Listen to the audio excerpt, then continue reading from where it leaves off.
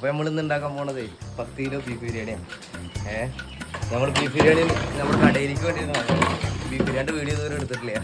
അപ്പോൾ നമുക്ക് വീഡിയോ കാണാം.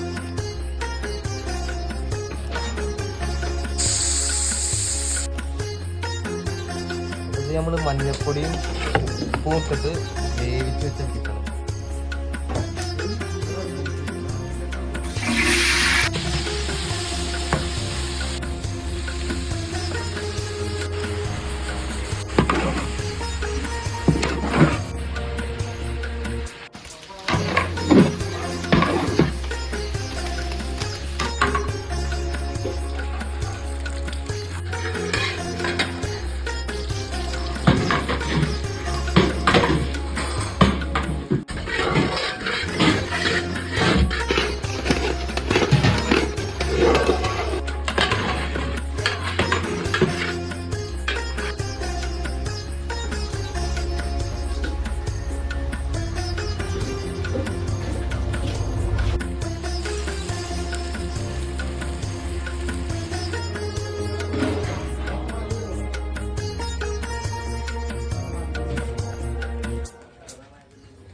എണ്ണ ഒഴിച്ചു.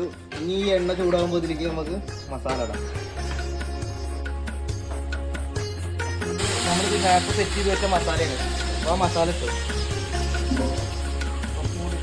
ഇത് നമ്മളാ ബീഫ് വേവിച്ച വെള്ളമാണ്, മഞ്ഞപ്പൊടി ഉപ്പിട്ടുള്ള വെള്ളം. ആ വെള്ളം നമുക്ക് ഈ മസാലയ്ക്ക് ഒഴിച്ചു. അപ്പോൾ ഇത് നമ്മുടെ ഒരു സീക്രട്ട് മസാലയാണ് കേട്ടോ. ഇത് ബീഫിന് ഒന്നുകൂടി സോഫ്റ്റ് കിട്ടാനും. അപ്പോൾ നമ്മളിതിലേക്ക് കുറച്ച് കുരുമുളക് പൊടി ആഡ് ചെയ്തു.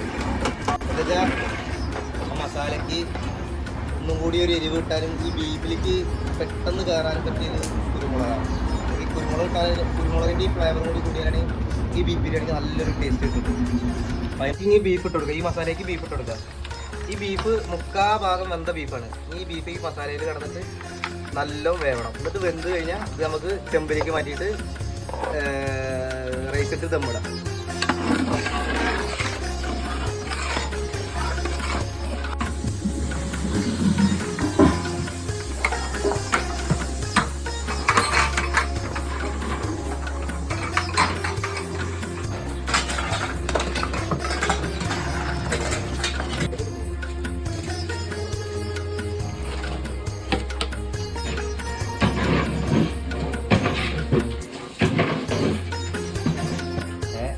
കൂടെ ഇന്നിപ്പോൾ 10-15 പണിക്കാർ എല്ലാം ഉണ്ട്.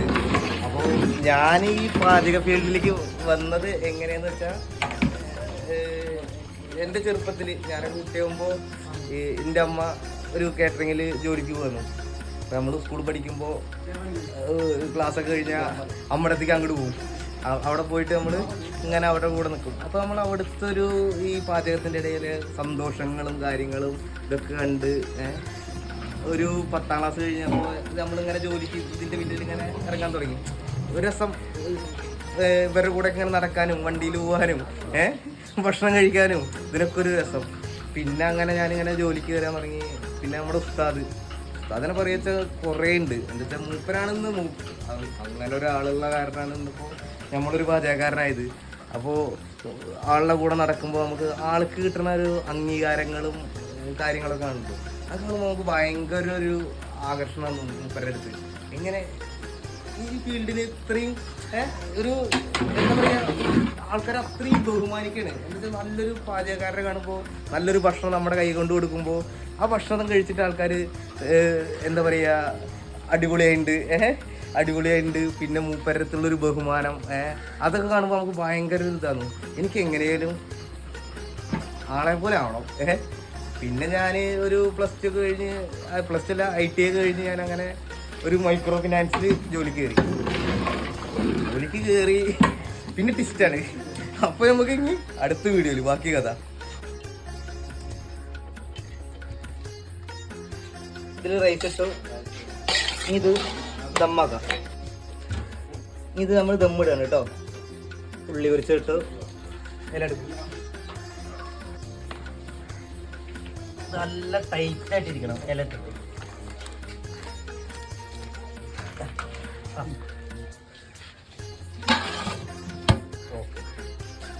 ഇത് റൗണ്ടിലോട്ടിച്ചിട്ട് ഇനി ഇത് ദമ്മിടണം കുറച്ച് നേരം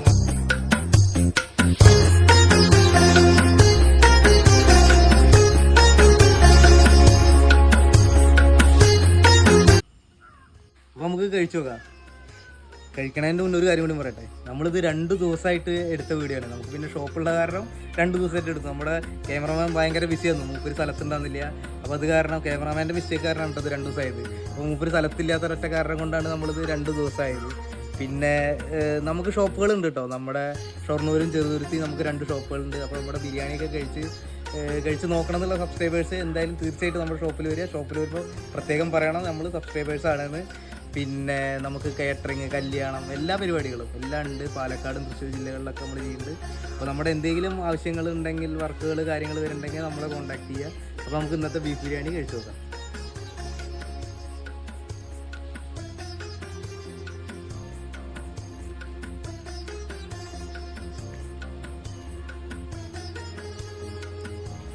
നല്ല ആവി വറക്കണം ബീഫ് ബിരിയാണി.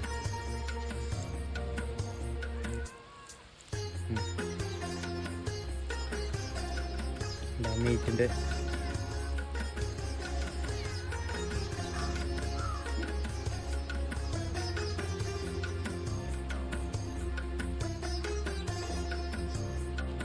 അപ്പോൾ നമ്മുടെ വീഡിയോ ഇഷ്ടപ്പെട്ട തീർച്ചയായും കമൻറ്റ് ചെയ്യുക, ലൈക്ക് ചെയ്യുക, സബ്സ്ക്രൈബ് ചെയ്യുക.